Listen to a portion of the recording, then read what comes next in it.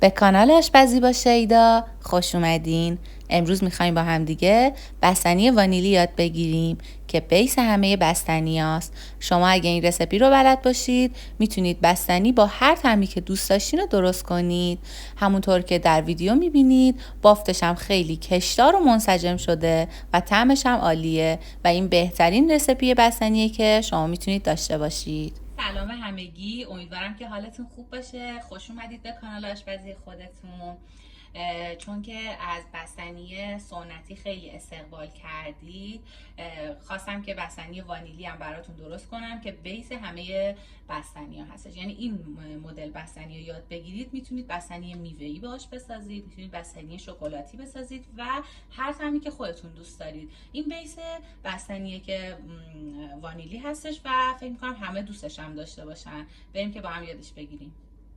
خب میریم که شروع کنیم. اینو اول ویدیو بهتون بگم که من همه مواد لازم رو داخل کپشن براتون می‌نویسم و دیگه اولش نمیگم که حالا وقت گرفته بشه. در ابتدا شیر رو میریزم داخل قابلمه مورد نظرم. این نکته هایی که بهتون میگم و دوباره میگم همه این نکته ها رو داخل کپشن براتون می‌نویسم، ولی وقتی که داخل ویدیو میگم یعنی خیلی مهمه اینا رو حتما رعایت کنید. اینکه حتما شیرتون پرچرب باشه، این یعنی توی یخی نشدن، کشدار شدن، سفت شدن بستنیتون خیلی مهمه. بس حتما چیکار کنید؟ شیرتون خیلی پرچرب باشه و بهتره که از لبنیاتی‌ها تهیه کنید.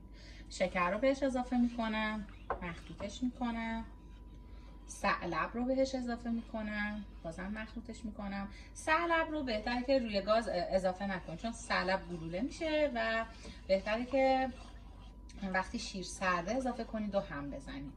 و اینکه حتما ثعلبتون مرغوب باشه، یعنی از جای معتبر تهیه‌اش کنید. من اینا رو هم میزنم و میرم سر کار. خب من گذاشتم رو شعله گاز، زیرش هم کم کردم که یه مقدار شیرم گرم بشه. یه مقدار که شروع کرد به گرم شدن و از گوشه ها داره یه ذره جوش میزنه، خامه رو بهش اضافه میکنم. خامتونم بهتره خامه پرچرب لبنیاتی باشه، یعنی اینا خیلی تو کیفیت بستنیتون و شبیه بازاری شدنش تاثیر میذاره. حالا من اینو یه مقدار با این مواد گرم قاطیش میکنم که همدما بشه، بعد داخل مواد بستنیمون میریزم.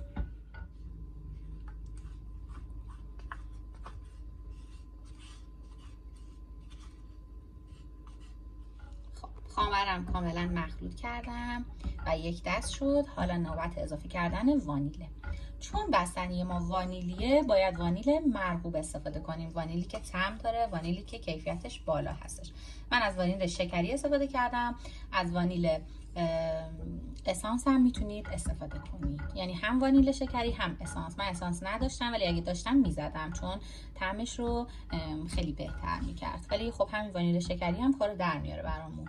همش میزنیم تا به غلظت فرنی برسه. یه چیز دیگه هم که یادم رفت این که اگه خود گیاه وانیل رو دارید، چوب وانیل رو دارید، داخلش رو بتراشید و خودش هم داخل بستنی بریزید، خیلی طعمش دیگه خیلی مرغوب میشه. بعد از صافی رد میکنه که اون دونه های وانیل ازش جدا بشه. ببینید به غلظت فرنی که رسید دیگه کافیه، زیرش رو خاموش میکنم. من الان حدودا 20 دقیقه با شعله کم همش زدم، میشه تا 40 دقیقه هم همش زد، ولی به همین غلظت که رسید کافیه. میذارم کنار که خنک بشه. خب من اینو از رو شعله برداشتم، میذارم که خنک بشه. ببینید چون توش ثعلب و خام و شیر پرچرب داره رویه میبنده تا خنک بشه. هر از چندگاهی اینو هی هم بزنید که این رویه بسته نشه و بافت بستنیتون یک دست بشه. ببینید من بستنی رو گذاشتم که به دمای محیط برسه، همش زدم که رویه نبنده و بافتش همینقدر یک دست هستش. میریزم داخل ظرف فلزی و یا ظرفی که بشه داخل فریزر گذاشت. به این حالت میرم که 1 ساعت بذارم داخل فریزر و بعد 1 ساعت میام پیشتون. خب من بستنیمو 1 ساعت گذاشتم داخل فریزر، درش میارم از داخل فریزر و با همزن اولین همش رو میزنم. حالا میتونید با همزن دستی یا با همزن برقی حدوداً 4-5 دقیقه اینو هم بزنید که بافتش یک دست بشه. الان چون زیاد هنوز سفت نشده نیازی نیستش که حالا 4-5 دقیقه همش بزنید، ولی حالا تو تایمای بعدی 1 ساعت دوم سوم میبینید سفت‌تر میشه. تو اون تایما بهتره که 4-5 دقیقه همش بزنید که بافت یک دست بشه. الان این تقریبا اوکیه، میذارم داخل فریزر 1 ساعت دیگه بمونه و بعد 1 ساعت در میارم و دوباره همش میزنم. خب من برای بار دوم، یعنی 1 ساعت دومم بهش داخل فریزر استراحت دادم. کامل همش میزنیم. ببینید این الان نیاز داره که شما 5 دقیقه همش بزنید، حالا یا با همزن برقی یا با همزن دستی، کاملا بافتش یک دست بشه. مثلا از بافت بستنی شما اگه متوجه بشید، نگاه کنید، متوجه میشید که این بستنی حالت یخی نمیشه. ببینید من اینو چند دقیقه همش زدم، کاملا بافتش یکسان شد و دوباره میذارم 1 ساعت دیگه فریزر، درش میارم دوباره همش میزنم. همین کار رو تا 7-8 بار تکرارش میکنم. ببینید قشنگ بافت بستنی اصلا مشخصه، یخی نیست و کشدار و همچنین منسجمه. دیگه براتون توضیح نمیدم که این هم زدن چقدر مهمه، پس هم زدن رو سر صبر و حوصله انجام بدید. هر بار 5-6 دقیقه هم بزنید، دوباره بذارید داخل فریزر 1 ساعت بمونه، درش بیارید و 1 ساعت رو 7-8 بار تکرار کنید. من این رو میذارم و ادامه مراحل.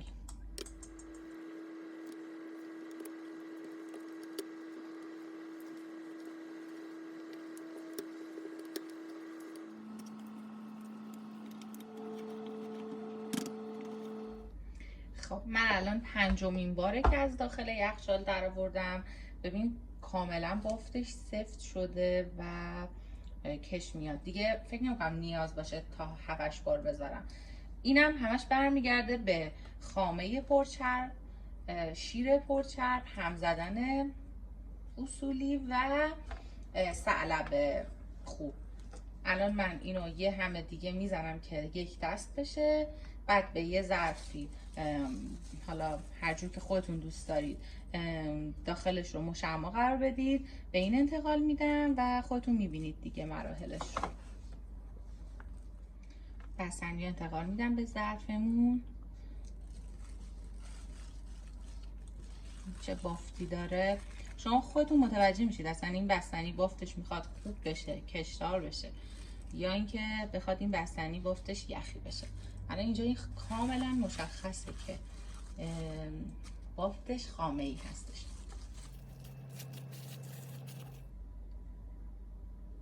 یه مقدارم روش پسته میریزم. این پسته بهش رنگ و لعاب میده و طعمش هم خوب میکنه دیگه. کلا بستنی با مغزش خوشمزه است.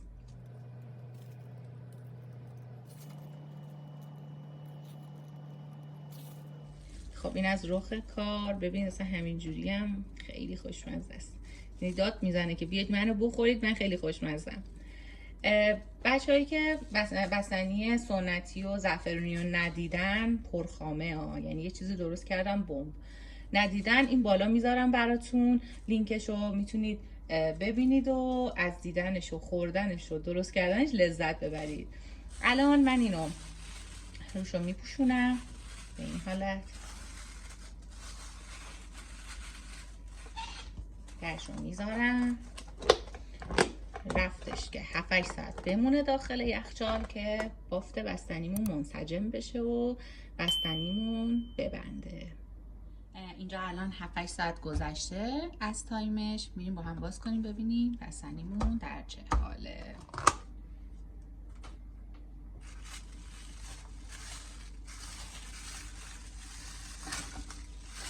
ببینیم کاملا بسته شده و سفت شده.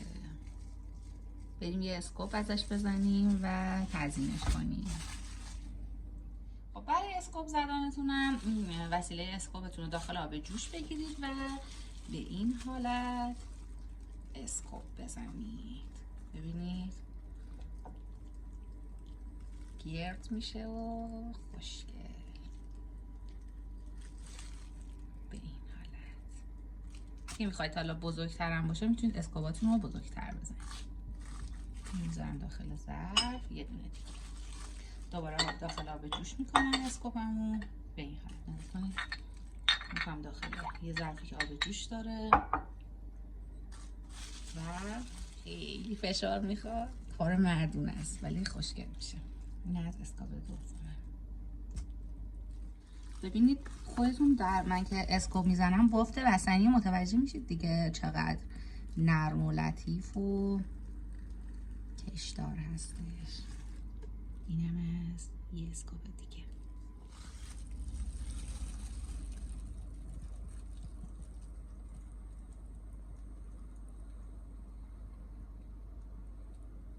حالا یه مقدارم روش پسته میریزیم. حالا پسته داشت ولی یه جاهایی که نداره رو روش پسته میریزم. و یه چیز یعنی یه ترکیب خفن خواستم بهتون بگم. ما چند وقت پیشا تبریز بودیم، بعد تو بستنیاشون یه ترکیب خفن میزدن، یعنی بستنی میشد بوم. خواستم اینو بگم با این امتحان کنید، خیلی خفن میشه. رو بستنیاشون سرشیر میریختن، حالا مثلا یه مقدار اینجا من میریزم، و عسل و زعفرون، ترکیب عسل و زعفرون. ببین فقط امتحان کنید ببینید چی میشه. خیلی خوشمزه میشه، خیلی. ببینید من یه دیگه بردارم، جای همتون خالی. از بستنی وانیلی ما با پسته فراوون. ببینید چقدر خوشگله، هیجان انگیزه. بافتشو ببینید دیگه. نمیدونم چه جوری بهتون نشون بدم، واقعا از ویدیو هم مشخصه چه بافتی داره. هر چی که بهتون گفتم و مو به مو انجام بدید مطمئنم به این بستنی حرفه‌ای و خوشمزه میرسید. امیدوارم که درستش کنید، دوستش داشته باشید و کنار خانواده لذتشو ببرید.